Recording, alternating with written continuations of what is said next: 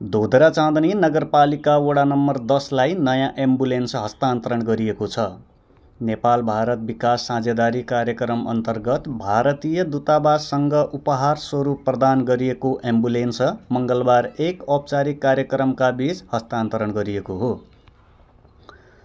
कार्यक्रममा नगर प्रमुख गङ्गा जोशीले वडा नम्बर 10का अध्यक्ष चन्द्रबहादुर सिंहलाई एम्बुलेन्सको साँचो हस्तान्तरण गरेकी थिइन्। उपप्रमुख जोशीले वडा नम्बर 10 बाढी प्रभावित र नगर अस्पतालबाट टाढा भएकोले एम्बुलेन्सको आवश्यकता विशेष रहेको बताउँदै स्थानीयको स्वास्थ्य पहुँचमा यो सेवाले ठूलो योगदान पुर्याउने विश्वास व्यक्त गरिन्। हाम्रो ल्याउने जमर्को गरेको अब एम्बुलेन्स दाइको पहलमा आदरणीय गृहमन्त्री दाइको पहलमा यो एम्बुलेन्स यो इन्डियन राजदूतावासबाट आएको हो र हाम्रो यो 10 नम्बर वडा भनेको एउटा पिछडिएको वडा, त्यसै गरी एउटा बाढी पीडित वडा, अनि त्यसै गरी यहाँदेखि स्वास्थ्य चौकीसम्म जान पनि साह्रै गाह्रो र त्यस कारणले उहाँले पनि एउटा विचार हाम्रो उलाई समस्यालाई मनन गरेर वडा अध्यक्ष चन्द्रबहादुर सिंहले गृहमन्त्री रमेश लेखकको विशेष पहलमा एम्बुलेन्स उपलब्ध गराएकोमा व्यक्तिगत, संस्थागत र सम्पूर्ण वडावासीको तर्फबाट हार्दिक आभार प्रकट गर्दै भने यस सेवाबाट वडा नम्बर 10 को स्वास्थ्य क्षेत्रमा थप टेवा पुग्ने पूर्ण आशा लिएको छु।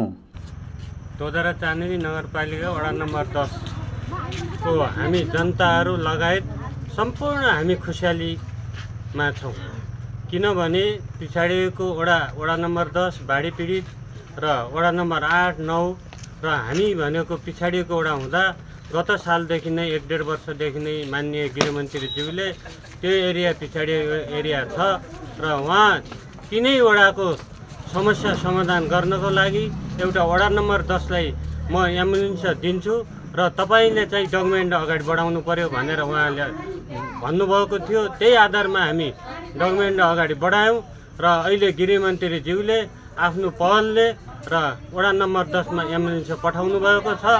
उहाँलाई धोदरा चाँदनी नगरपालिका वडा नम्बर 10का जनताको तर्फबाट र मेरो व्यक्तिगत तर्फबाट गृहमन्त्री रमेश लेखकज्यूलाई हृदयदेखि हामी धन्यवाद दिन चाहन्छौँ।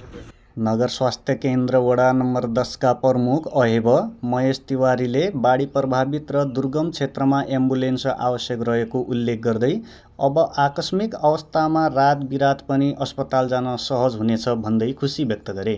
वडा नम्बर 10 नगर स्वास्थ्य केन्द्रमा नेपाल भारत सहयोग मार्फत एम्बुलेन्स हस्तान्तरण भएको छ। एम्बुलेन्स यहाँ हाम्रो संस्थालाई उपलब्ध गराउन सहयोग गर्नुहुने सर्वप्रथम त सम्पूर्णमा हार्दिक धन्यवाद ज्ञापन गर्न चाहन्छु। एम्बुलेन्स हाम्रो वडा नम्बर 10मा आइसकेपछि वडा नम्बर 10, 9, 8 तथा 7 लगायत सम्पूर्ण जनसमुदायले सहज रूपमा सेवा सुविधा पाउनेछन्।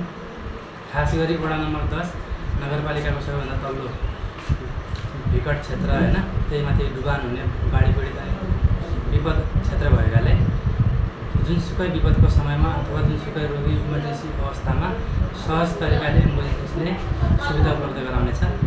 नयाँ एम्बुलेन्स आगमनसँगै स्थानीय बासिन्दाहरूमा उत्साह छाएको छ। सेवामा सुधार आउने अपेक्षासँगै अब आकस्मिक स्वास्थ्य सेवा सहज र समयमै पाउने विश्वास लिएको छ।